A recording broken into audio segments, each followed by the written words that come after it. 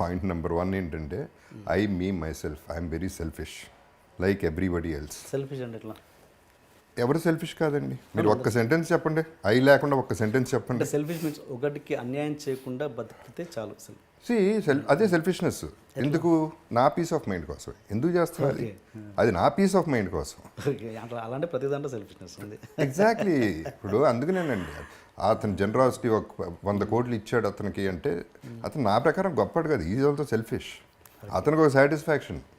And పైగా ఇవ్వటంలో ఉన్న easiness పుచ్చుకోవటంలో ఉండదండి. ఇవ్వడం చాలా ఈజీ, పుచ్చుకోవడం చాలా కష్టం.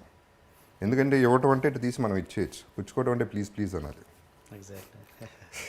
ఆడిస్తాడో లేదో తెలియదు. ఇవన్నీ there are so many things to it.